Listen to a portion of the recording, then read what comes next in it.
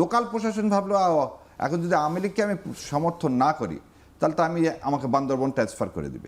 আপনার কাছে যেতে চাই, এনসিপির যে মুখপাত্র সাবেক উপদেষ্টা আসিফ মাহমুদ সজীব ভুইয়া, আপনি নিশ্চয়ই জানেন গতকালকে তিনি বলেছিলেন যে নির্বাচন কমিশনের যে অবস্থা, তাদের যে আচরণ, তাদের যে নিরপেক্ষতা, এই ইসির অধীনে তারা নির্বাচনে যাবে কিনা নিয়ে তারা পুনর্বিবেচনা করবে। এবং আজকে তিনি এবার সংবাদ সম্মেলনে এই দাবিগুলো, এবং আজকে যেটি হলো হাইকোর্টের যে একটি স্টে হয়েছে সাকসু নির্বাচন, এইসব মিলিয়ে তিনি বলেছেন যে, এবং তারেক রহমানের যে বিভিন্ন জায়গায় মুভমেন্ট, বিভিন্ন তার আশায় উপলক্ষে যে বিভিন্ন জায়গায় প্রচারণা, তিনি বলেছেন সবার আগে তারেক রহমানকে শোকজ করা উচিত এই ইসির। একটা জিনিস একটু বলবো, আমার একটা সুন্দর অন্তত একটা ভালো নজির স্থাপন করেছে ইসি। তারেক রহমানের উত্তরবঙ্গের একটা সফর ছিল, সেই সফরে নির্বাচনে ক্যাম্পেইন না অন্য নামে কিছু জনসভারও প্রস্তুতি ছিল। এটা বিএনপির দিক থেকে ঠিক হয়েছে বলে আমি মনে করি না, কিন্তু এর মধ্যে ইন্টারেস্টিং ব্যাপার হচ্ছে নির্বাচন কমিশন সেই ব্যাপারে বাধা দিয়েছেন এবং বিএনপি ওটা অ্যাগ্রি করেছেন। সেই কারণে আমি মনে করি যে নির্বাচন কমিশন একদম কিছু করছে না তা না। জনাব তারেক রহমান সিলেটে যাওয়ার পর তো 21 তারিখ রাতে 22 তারিখ থেকে কিন্তু ক্যাম্পেইনের ফর্মাল শুরু হয়ে যাবে, সুতরাং এরপর তো আসলে ওনার প্রচারণার ক্ষেত্রে কোনো সমস্যা বাধা নেই। তো আবারও বলছি, এটা কিন্তু চাপ। এই যে উনি বলছেন নির্বাচনে থাকবো কিনা, দুটো তিনটা ব্যাপার একটু মাথায় রাখতে হবে। সেটা হলো, একটা হলো চাপ তৈরি করা, এটা কি আমি খুবই পজিটিভলি দেখি। আমরা বাংলাদেশকে একটা মোটামুটি বিতর্কমুক্ত একটা নির্বাচনের মাধ্যমে যদি আমাদের সরকার গঠিত না হয়, আমাদের স্থিতিশীলতা, আমাদের রাষ্ট্রের সার্বভৌমত্ব প্রশ্নের মধ্যে পড়ে যাবে। আমরা পোস্ট গণ অভ্যুত্থান দেশগুলোতে খুব স্টেবল সিচুয়েশন বেশি দেশে হয় নাই, কিন্তু মধ্যপ্রাচ্যের সাথে আমাদের এই সাম্প্রতিক সময় একটার পর একটা যা ঘটলো, আর এটা ঘটে নাই, সুতরাং এটা লাগবে। সে কারণে তারা এই চাপ দিই।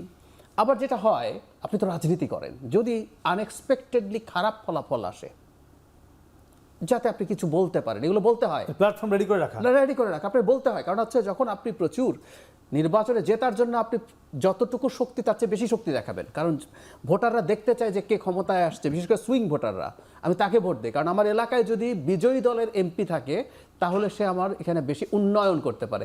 উন্নয়ন কাজ এমপির করার কথা না, কিন্তু আমরা এভাবেই দেখি। একটা ছোট প্রশ্ন করবো, এই যে ক্ষমতায় কে আসবে, এই ক্ষেত্রে আপনি বরাবরই বলে আসছেন, আমার এখানে কয়েকবার বলেছেন যে আপনি নিশ্চিত বিএনপি ক্ষমতা যাবে এবং কোনো ধরনের প্রতিদ্বন্দ্বিতা ছাড়াই অনেকটা সহজভাবে যাবে, একটু আগেও বলছিলেন।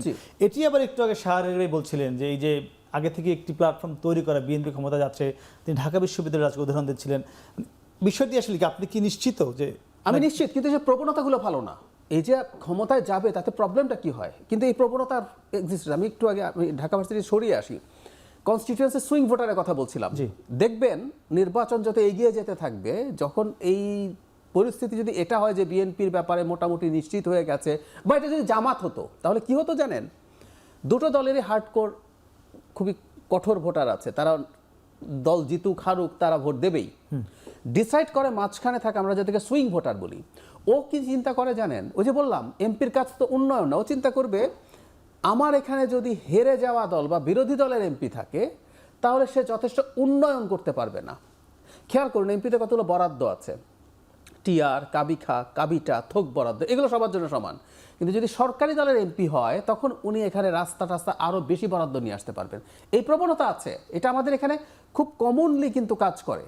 সেদিকে এখন পুরোপুরি বিএনপির দিকে খুব সম্ভাবনা। আর যদি বিএনপির আমারটা, আমি যদি সঠিক হই, বেশিরভাগ মানুষ যদি তা মনে করে, তাহলে না ভাই, আমি এই বিশ্লেষণের সাথে একমত না। এই কারণে যে রিসেন্ট যতগুলো জরিপ এসছে, আপনি জরিপগুলো দেখে নেন, যে সুইং ভোটের কথা আগে প্রথমে বলি। ভোটার বাংলাদেশে ভোটার আছে যারা, ধরে না আওয়ামী লীগ এর আগে 25% ভোট পাইছে, এই লাস্ট যতগুলো হয়েছে, ওর নাম কি সার্ভে হয়েছে, তাতে দেখা গেছে জরিপগুলো 5% ভোটার ভোট দিতে যেতে অনাগ্রহ প্রকাশ করছে, বাকি সবাই ভোট দিতে চায়। তার মানে আপনি একটা জিনিস পরিষ্কার, আওয়ামী লীগের ভোটার বলে কোনো কিছু না, এটা ক্লাব না, ভোটার ইজ ভোটার। এখানে সুইং ভোটার আছে আর দুইটা দলের হয়তো ভোটার আছে।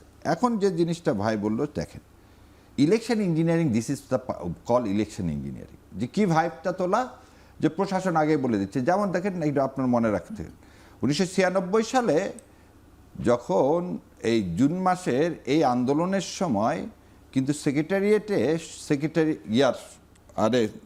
ওনার নাম কি, ফার্মার্স ব্যাংকের মহিউদ্দিন খান আলমগীর, তারা জনতার মঞ্চ করে সারা দেশের প্রশাসনকে নিয়ে আসলেন এবং নিয়ে এসে সারা দেশে কিন্তু একটা দিয়ে দিলেন কি, এবারে কে যাচ্ছে, আওয়ামী লীগ ক্ষমতা যাচ্ছে।